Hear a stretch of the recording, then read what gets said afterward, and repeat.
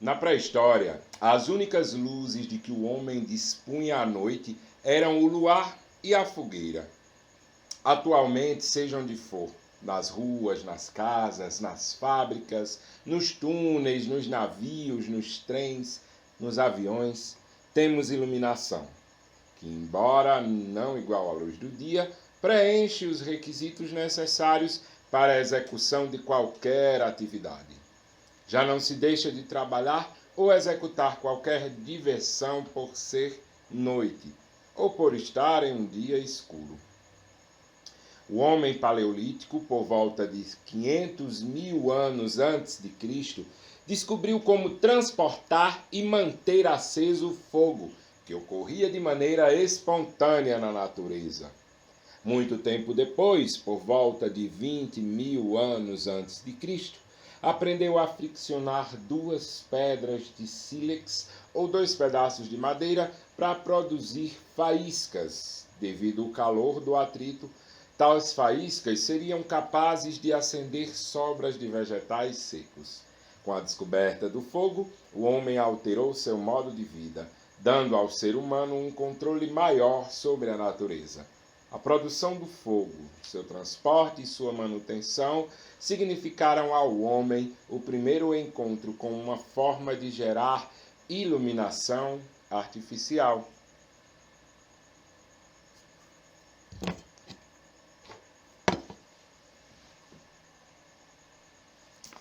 Bom dia, boa tarde, boa noite. Eu me chamo Adriano Nunes, sou iluminador cênico há 14 anos, também trabalho com teatro. E iniciamos o nosso primeiro encontro com esse texto que abre o livro Caderno de Iluminação, Arte e Ciência, da magnífica Jamile Thormann, arquiteta, light designer, artista, tem várias formações. E é um livro que eu indico muito para quem está começando ou para quem já está na área, mas quer ter sempre algo de fácil acesso, com informação. O livro Caderno de Iluminação, Arte e Ciência é bem completo e, além de tudo, é bastante ilustrado. A gente, inclusive, vai mostrar algumas ilustrações hoje desse livro e também ao longo das nossas próximas videoaulas. Então, a dica de hoje, Caderno de Iluminação, Arte e Ciência, de Jamile Thormann. Nós começamos a nossa oficina hoje, né, lendo A Luz de Velas. Bem, hoje só se faltar energia, e mesmo assim tem as lanternas de LED, né? Mas há um tempo atrás a gente só conseguia ter a luz de chamas, né? de velas, de tochas. Era a única fonte de luz artificial que o homem dispunha. Então, para fazer atividades como ler uma tabuleta de manuscrito à noite, era preciso utilizar uma chama, uma tocha, qualquer coisa desse tipo.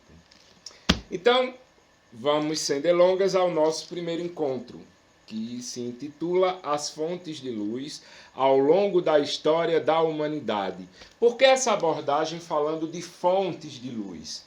Justamente porque a ideia da nossa oficina é ser ampla, falar um pouco sobre a iluminação de uma perspectiva do universo do espetáculo, mas também de uma perspectiva geral, para a gente entender um pouco do comportamento da luz, a técnica que existe por trás desse trabalho de iluminar e, né, além disso, de perceber essas questões, tem também o fato da luz como grandeza física, como manifestação de tudo que existe aos nossos olhos, porque a gente só consegue ver as coisas através da luz, né? E aí, nessa perspectiva, falar um pouco sobre as fontes de luz que o homem foi descobrindo ao longo do tempo, desde a chama, desde a tocha, a vela, as primeiras lanternas, até hoje o LED, as luminárias, os refletores. A gente vai ver um pouco da diferença do que é refletor, do que não é refletor, algumas nomenclaturas. Vou apresentar para vocês diversas fontes de luz e falar um pouco sobre essa história. Então, um resumo da história da iluminação cênica e a apresentação de tipos de refletores e aparelhos e outras coisitas mais. Então, as primeiras relações do homem com a luz, né, primeiro de tudo, foi a mesma relação que todo animal tem, que é a relação com o sol, a luz natural. E a divisão do tempo de 24 horas em dois momentos, dia e noite, onde um você tinha luz natural abundante e no outro não. Então, o homem ele vai começando a se desenvolver como cultura, criando hábitos noturnos e hábitos diurnos. Depois, cerca de 20.000 a.C., é quando ele consegue realmente descobrir como provocar o fogo, como fazer fogo. E isso é um marco na história do homem, porque a partir disso, a noite ganha um outro sentido, as trevas, o noturno ganha outro sentido, porque há uma possibilidade de iluminação artificial.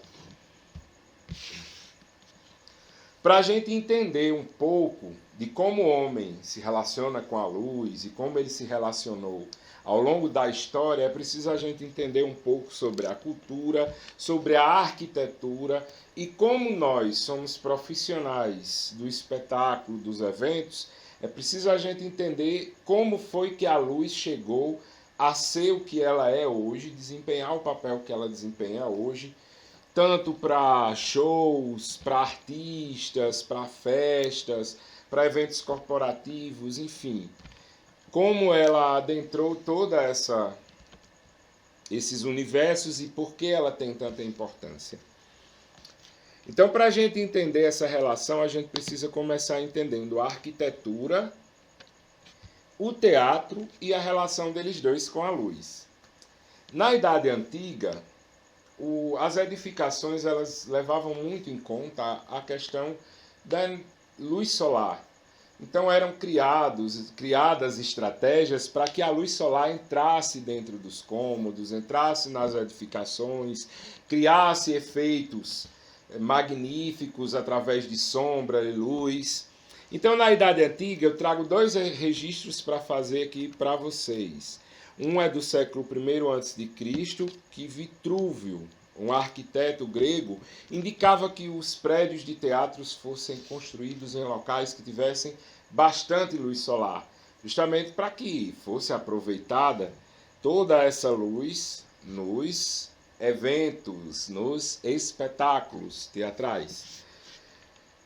Ele também indicava que esses lugares não fossem lugares insalubres, fossem lugares salubres, com bastante ventilação e que pudessem ter já uma possibilidade de promover uma boa acústica, ou seja, em encostas de colinas, relevo estaria muito ligado a essa questão da construção de um teatro. Nos séculos I e II depois de Cristo, uma figura muito interessante que eu trago para registro, ainda na Idade Antiga, é o imperador Adriano, Públio Hélio Adriano, meu xará. Ele nos dá uma das construções mais interessantes. Ele era um imperador que também tinha conhecimentos arquitetônicos e era admirador das artes. E ele foi responsável por uma reforma no templo Panteão. Esse templo ele tem um óculo central, conforme vocês estão vendo aí na imagem que está passando na tela. E esse óculo central recebe luz solar. Essa luz solar se projeta na cúpula, que é em forma de abóbada, durante o dia em diversos lugares diferentes. Durante o ano, de acordo com as estações, de acordo com as mudanças do sol, em locais diferentes.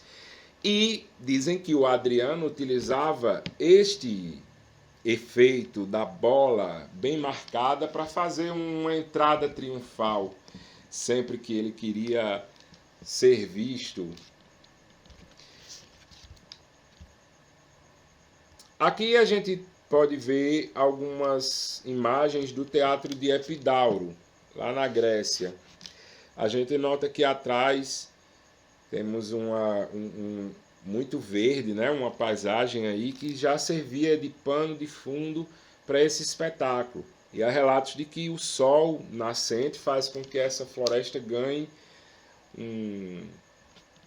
um ar muito interessante de luz. Então, isso já mostra a preocupação do povo grego, que nos dá esse teatro como a invenção que a gente aperfeiçoou até hoje. Como é que eles tratavam a luz? Eles utilizavam muito a luz natural. Aqui a gente pode ver um pouco de como era dividido o teatro grego, né? Você tinha a entrada da orquestra, tinha o terraço do proscênio, que os atores principais eles se apresentavam nesse teatro aí do proscênio, usando máscaras, sapatos com plataformas, né? Era aquela história de ser visto de longe. E ali no meio estava a orquestra de terra batida, que era o local para danças, para o coro, né? E todo esse teatro ele foi muito bem pensado do ponto de vista de rebatimento de luz nas rochas e também de acústica. Então a gente começa a entender o desenho que é feito da arte no sentido do teatro, da arte cênica, e qual a primeira relação que isso tem com a luz. Uma coisa que também vai se reafirmar na arquitetura da época, que aproveitava essa luz solar para criar efeitos e para dar luminosidade aos cômodos das edificações.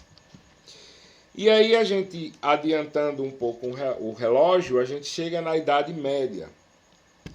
Na Idade Média, né, há um grande destaque para os vitrais das igrejas, uma vez que a Igreja Católica passa a ser a instituição mais poderosa e que mais detém poder durante a Idade Média. E aí os vitrais trazem uma proposta de iluminação muito interessante. Filtram a luz solar que entra nas catedrais, nas igrejas, nas edificações e criam um efeito magnífico, né? Durante a Idade Média, os espetáculos, o teatro, né, estava confinado às igrejas. Era apenas temas ligados ao que o cristianismo pregava, o céu, o inferno, o purgatório, as condutas que a igreja esperava do povo, né? Então, esse teatro passa a ser apresentado dentro das igrejas e esses vitrais, mais uma vez, desempenham um papel interessante de iluminação, embora que não houvesse uma pretensão realmente de se utilizar esse efeito dos vitrais. Eles tinham um efeito interessante durante essas apresentações teatrais que eram feitas dentro da igreja pelo clero. Por outro lado, como a arte sempre tem esse caráter de ser libertária, de querer persistir, resistir, havia um movimento, né, de artistas que não queriam trabalhar com aquelas temáticas que a igreja exigia e queriam trabalhar com temáticas populares, com sátiras, e então essas trupes elas meio que tinham que se esconder. E as apresentações se davam em tavernas, em locais bem insalubres, e para isso eram utilizadas tochas para iluminar quando não dava para ter iluminação natural.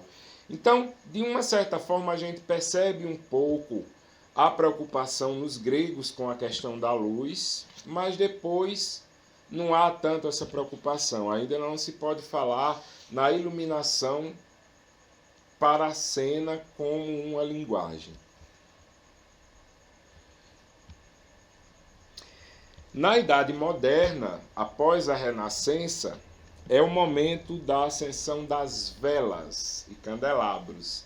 E o interessante é que nesse momento, os candelabros, as velas, eles iluminavam as salas, os locais de teatro, na sua totalidade. Na época do teatro elisabetano, por exemplo, a nobreza ela ia ao teatro, sentar nas frisas de camarotes e queria ser vista, tão vista como quem estivesse no palco. Então não havia essa divisão entre plateia e o que acontecia no palco do ponto de vista de iluminação. Aqui eu vou mostrando para vocês algumas imagens do teatro elisabetano. Essa primeira imagem é uma ilustração que mostra muito bem as classes mais abastadas nos camarotes e as classes mais populares assistindo o espetáculo de baixo e os artistas representando no palco. Note que nessa próxima imagem que aparece aí, há um recorte no prédio para que a gente possa ver o interior dele. E mais uma vez a luz natural é o grande barato aí das apresentações nos palcos dos teatros elisabetanos. Essa próxima imagem aí mostra uma imagem real de um teatro estilo elisabetano, para a gente ter uma ideia de como era esse tipo de estética. Em 1783, começa a era dos lampiões. Lampiões que utilizavam diversos combustíveis. Leone de Somme escreve nessa época 4 diálogos em matéria de representazioni sceniche. Essa capa que vocês estão vendo aí. Nessa obra, ele nos relata experimentos feitos com vitrais, com vidros e água colorizada dentro, na frente dos lampiões, objetos como bacias usados para reflexão. Então, traz pela primeira vez a discussão da luz como estética, como linguagem pertencente ao espetáculo. Já na Idade Contemporânea, em 1800, mais ou menos por 1804, 1810, o gás começa a ser amplamente utilizado na iluminação pública. Em 1850, ele chega aos teatros e traz uma possibilidade interessante de controle da iluminação pela primeira vez, porque através das mesas de controle de gás, que funcionavam mesmo como válvulas, onde você abria para o gás passar mais intensamente, mais rápido, mais devagar. E com esse controle do gás, você tinha o controle da chama, né? Então, pela primeira vez, houve essa possibilidade de modificar a intensidade.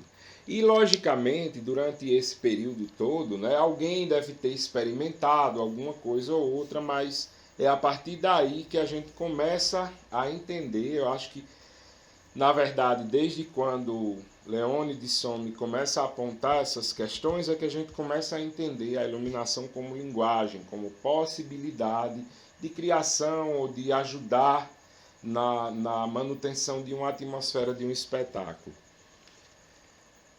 Em 1876, muito tempo depois, cerca de 200 anos depois de alguém ter sugerido isso, Richard Wagner consegue deixar a plateia no escuro pela primeira vez. Então, antes disso, antes de 1876, a plateia era parte do espetáculo no ponto de vista da luz. Ela tinha que ser vista tanto quanto quem estava no palco. Isso era uma exigência de quem ia ao teatro para assistir, porque as pessoas iam também para ser vistas, né? Em 1879, Thomas Edison inventa a luz e aí a lâmpada, né?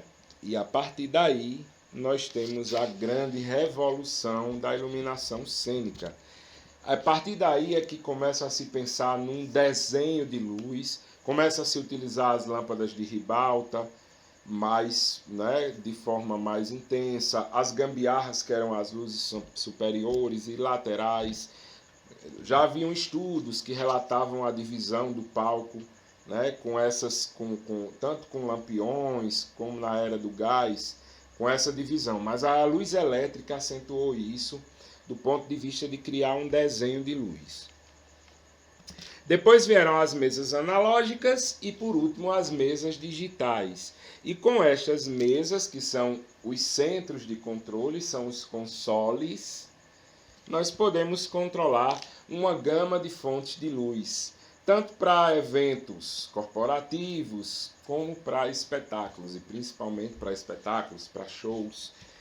Cada tipo de evento tem a sua característica, merece sua luz, e é por isso que a nossa oficina se pretende a falar um pouco sobre as questões estéticas que uma boa técnica pode lhe trazer. Então, nesse primeiro momento, a gente entendeu um pouco da trajetória do homem e a sua relação com a iluminação. Nós vimos que durante um bom tempo o fogo foi a única possibilidade de iluminação durante o período noturno. E vimos também que a lâmpada deu uma verdadeira revolução no conceito de iluminação cênica, de iluminação enquanto linguagem. No nosso próximo passo, daqui da aula, a gente vai ver um pouco os tipos de fontes de luz que nós dispomos hoje para trabalhar dentro do mundo do espetáculo, do show, do teatro, dos eventos, e também um pouco de lâmpadas que são utilizadas para a arquitetura, para, enfim, edificações. Então a gente vai ver um pouco as fontes de luz que a gente tem disponível hoje. Essa é a nossa velha companheira lâmpada bolinha, lâmpada incandescente, melhor dizendo, e ela é a lâmpada de filamento. Foi o primeiro modelo popular de lâmpada, teve na casa de todo mundo, e hoje ela está sendo substituída pela lâmpada de LED, que é uma complexa estrutura que tem os LEDs, enfim, a gente vai ver depois como é que funciona o LED. Depois de ter mostrado essa lâmpada incandescente, aí nós vamos agora para a nossa área do espetáculo, do show, do teatro, enfim, vamos conhecer o único tipo de lâmpada no mundo que tem um espelho acoplado, que é a lâmpada par. Par, que significa espelho parabólico, é uma sigla em inglês, Parabolic Luminous Reflector. Então toda lâmpada ela joga luz em todas as direções. Para que a gente tenha um direcionamento e um foco, a gente precisa de um espelho parabólico que faça com que essa luz reflita, e daí vem o nome refletor. Por isso que alguns aparelhos são refletores e outros não podem ser chamados de refletores. A lâmpada par como eu já disse, ela já vem com o refletor acoplado a ela e uma lente na frente. E essa que eu estou aqui na mão é a lâmpada par 64. Por que 64? Porque a boca dela tem 64 oitavas de polegada. E aí por isso ela é chamada par, ou seja, parabólico 64. A par 64 ela tem 1000 watts. O que é isso? Ela equivale a 1000 velas acesas. Então quando nossa vovó dizia assim, essa lâmpada é de 100 velas, nossa vovó tinha razão. Ela tem 1000 watts e a maioria delas funciona em 110. É uma das questões que faz com que as pessoas confundam o verdadeiro nome da lâmpada par, achando que ela é chamada par porque só se liga em par com outra, que a gente vai ver no nosso encontro de amanhã, que a gente vai tratar de eletricidade. Elas são ligadas numa ligação em série. Então por isso algumas pessoas acham que o nome dela é lâmpada par. Não, o nome dela é lâmpada par por causa do espelho parabólico que tem nela. Então a família de lâmpadas par, ela é muito utilizada, a par 64, que é a primeira delas, é muito utilizada em espetáculos, shows ao ar livre, para fazer frentes de palco. A gente vai ver um pouco mais das aplicações dela nos próximos vídeos, tá certo? Essa par 64 aqui é uma par foco 1. Aqui no Brasil a gente chama assim, par 64 foco 1, mas fora do país ela é conhecida como VNSP, que é Very Narrow Spot, que quer dizer spot bem pequeno, Ou seja, ela tem o menor facho BIM de todas as lâmpadas par 64 de 1000 watts. O bin dela vai de 6 graus a 12 graus. Essa é a lâmpada par foco 1 ou a VNSP. A segunda delas, eu não estou com ela aqui, mas vocês vão ver aí na imagem a foco 2. É conhecida internacionalmente como NSP, Narrow Spot. O bin dela vai de 7 graus a 14, é um facho estreito. O facho da foco 1 é muito estreito e o dela é estreito. E tem uma lente rugosa, como vocês estão vendo aí na imagem. Essa lente rugosa faz com que a luz fique mais difusa. É uma característica que a gente vai entender mais na frente o que é. Luz mais difusa, luz mais dura.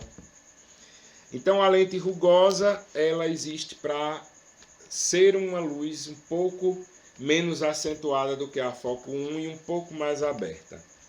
Depois nós temos a foco 5, que eu aqui não estou com a par completa, mas estou com a lente. Eu trouxe a lente para mostrar ela por dentro para vocês. Para a gente entender que a diferença da foco 5 para foco 1 e foco 2 são esses gomos. E a foco 5, ela tem 1, 2, 3, 4, 5, 6, 7, 8 gomos. O que vai causar uma sensação de foco médio. Por isso ela é chamada de MFL, Medium Fluid. Ela tem 8 gomos, a lente dela é uma lente de 8 gomos e é considerado um banho médio. O bin dela vai de 12 a 28. Então o foco 5 já dá uma boa cobertura para você fazer alguns efeitos, principalmente laterais, frente também, né? E ele é um tipo de refletor que tem um tipo de lâmpada que é utilizado muito para espetáculos. E por fim, a foco 6, que das par 64 é o foco mais aberto, é chamado de WFL ou Wide Fluid. A lente dela, diferentemente da lente da foco 5, tem 12 gomos, 8 gomos foco 5 e 1, 2, 3, 4, 5, 6, 7, 8, 9, 10, 11, 12 a foco 6. A foco 6 ela é considerada um banho grande, ou seja, ela cobre uma boa área, é ideal para você fazer frente e tem um bin que vai de 24 a 48 graus. Então essa é a família das lâmpadas par 64 de 1000 watts, que são bastante utilizadas em espetáculos e até em shows. Ainda na família das lâmpadas par, nós vamos ter a par 38, que é muito utilizada em arquitetura, em locais de sancas de gesso, também é utilizado nos eventos, também é utilizada em espetáculos. Eu já utilizei bastante ela em espetáculo. A lâmpada par 38 ela varia aí de 90 a 120 watts, 120 velas, né? E ela assim, tem uma aplicabilidade muito grande do ponto de vista da decoração, dos interiores. Depois nós temos a Pinbin, que é a que está passando aí, que é a par 36, é da família das lâmpadas par também. A próxima que vai passar aí é a par 56, que está antes da 38 e da 36, mas está aparecendo aí agora para a gente porque ela tem uma curiosidade muito interessante. Ela é chamada de Locolite. Locolite porque ela foi uma lâmpada feita para ser utilizada nas locomotivas de trem. E algum iluminador achou interessante e disse, eu quero essa luz no meu espetáculo. Então a par 56 também entrou no rol de lâmpadas par utilizadas em espetáculos. Bem, as lâmpadas par, como eu falei para vocês, são as únicas lâmpadas do mundo que não precisam de um refletor, porque elas já têm um refletor acoplado. É o caso dessa dicróica aqui, que é outro tipo de lâmpada par. Mas tem alguns tipos de lâmpada que não tem um refletor acoplado, como é o caso da nossa antiguinha lá, lâmpada incandescente, né? Nós temos as lâmpadas HPL e T19, que são amplamente utilizadas no teatro. A lâmpada HPL é a lâmpada que se utiliza em elipsoidais e outros tipos de refletores da ETC, Carcaça Search for, como está aparecendo aí na foto para vocês. As lâmpadas HPL, elas têm 575 watts ou 750, que é o máximo. A gente vai ver um pouco agora de refletores, né, que realmente tem esse nome por terem o espelho parabólico, que auxiliam essas lâmpadas que eu mostrei a vocês aí nas imagens, auxilia elas funcionarem. O primeiro deles que eu vou mostrar é o que mais está presente em teatros. É o refletor tipo PC. Ele recebe esse nome graças a essa lentezinha aqui, ó, que é uma lente plano convexo, ou seja, é uma lente que um lado dela é plano e o outro é convexo. Por que que o PC é da família de refletores?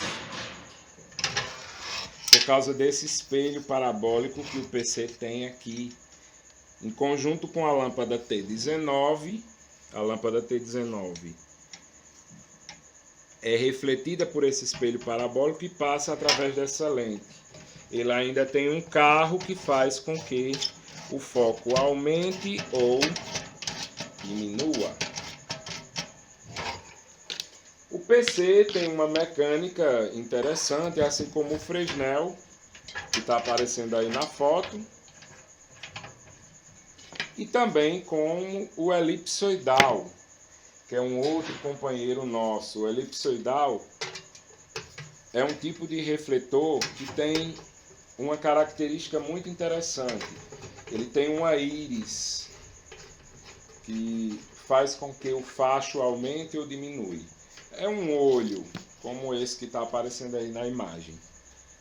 Além disso, ele tem as possibilidades de recorte com facas, ele tem possibilidades de regulagem, ele trabalha com graus diferentes, há elipsoidais de diversos graus, há deles também que são variáveis, que o mesmo refletor você consegue atingir diversos graus.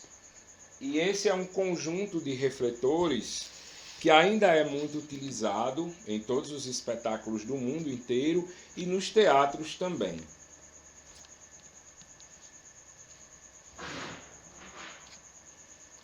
Essa lâmpada que vocês estão vendo aqui é um tipo de lâmpada de vapor. É uma lâmpada que trabalha com descarga. Vocês estão vendo agora o acendimento dela. Como é que ela acende. Aqui é uma lâmpada do tipo HMI, que é uma lâmpada utilizada também de descarga e utilizada em Moving Spot 575. Recebe essa lâmpada, é uma lâmpada de 575. Aqui já é uma adaptação, né?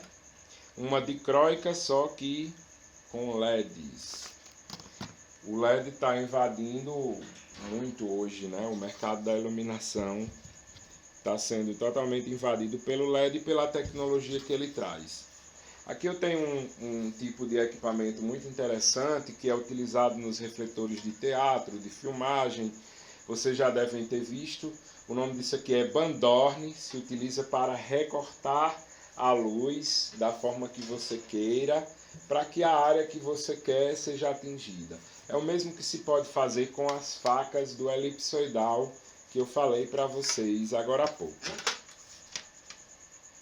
E ainda temos a boa e velha vela, ainda temos o lampião e temos diversas fontes que podem ser utilizadas com fins estéticos, com fins de trazer para a gente as sensações que a gente quer. Esse tipo de carcaça aqui, né, a gente costuma muito chamar de refletor par 64. Mas na verdade isso aqui é uma carcaça, porque a gente já viu que o refletor está aqui dentro da lâmpada. E o conjunto da lâmpada, com esse tipo de carcaça ou com outra carcaça, essa aqui é a carcaça tipo italiano, bipartido. Você acopla aqui, coloca o soquete, que é de louça, né? E aí você tem o conjunto refletor completo, que é a carcaça com a lâmpada. E, por último, nós temos aqui o nosso querido, o que é tão utilizado hoje em dia, que é chamado refletor de LED, é chamado par LED, mas que pelos conceitos que a gente trabalhou hoje, a gente está vendo que ele nem é refletor, nem é par. Não é par porque não tem um espelho parabólico, e não é refletor porque ele também não tem o espelho parabólico no refletor para fazer com que a luz seja direcionada. O refletor de LED, a par LED, utiliza boca de 64 e por isso é chamada par 64. E em lugar da lâmpada você tem vários LEDs de cores diferentes. Alguns já tem LEDs que têm as próprias cores dentro do LEDzinho. E o conjunto desses LEDs vai trabalhando dentro de um padrão dimerizável, ou seja, de mais intensidade ou menos intensidade, e vai dando as cores que você quer. Esse tipo de carcaça é mundialmente conhecido como carcaça Sulfur, tem 4 lados, parecida com aquela do elipso que eu mostrei, e é uma carcaça que, por exemplo, a ETC trabalha com ela. E a ETC é que tem essa linha Sulfur com elipsoidal, que vai de 575 a 750, e também a Optipar, que é esse tipo de carcaça que a gente utiliza no refletor de LED, só que com uma lâmpada HPL. E acompanhando o LED, até como evolução do elipsoidal, nós temos os movings. Os movings, hoje no mercado, são variados, né? Nós temos da linha Spot, nós temos da linha Beam, nós temos da linha Wash, nós temos movies que já fazem as 3 coisas, movies que fazem as 2 coisas, que são Spot e Beam. E a gente também vai entender ao longo das videoaulas qual a diferença entre o ângulo Spot, Beam, Wash, que tipo de efeitos são esses. Vamos entender que o moving ele trabalha com um tipo de efeito que o elipsoidal já trabalhava, que é a projeção de Goebbels. Que são esses desenhos interessantes que vocês estão vendo aí na imagem.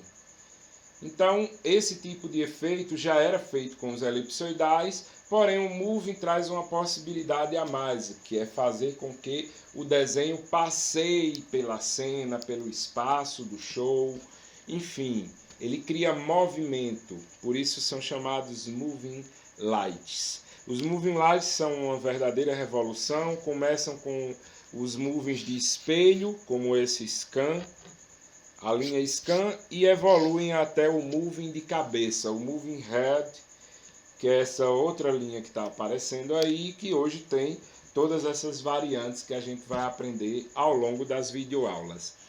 Eu espero que vocês tenham gostado da videoaula de hoje. A gente tentou dar um panorama geral da história da iluminação cênica, de como o homem se relacionou com a luz ao longo dos anos e que tipos de equipamentos, de lâmpadas, de fontes de luz nós temos hoje, depois de toda essa evolução e depois de toda essa história. Amanhã a gente vai aprender um pouco sobre como fazer tudo isso funcionar.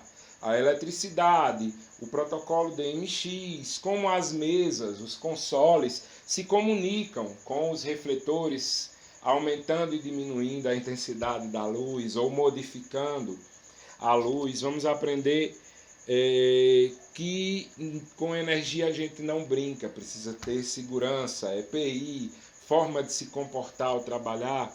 Então espero todos vocês amanhã para a próxima aula de a técnica e a estética da luz.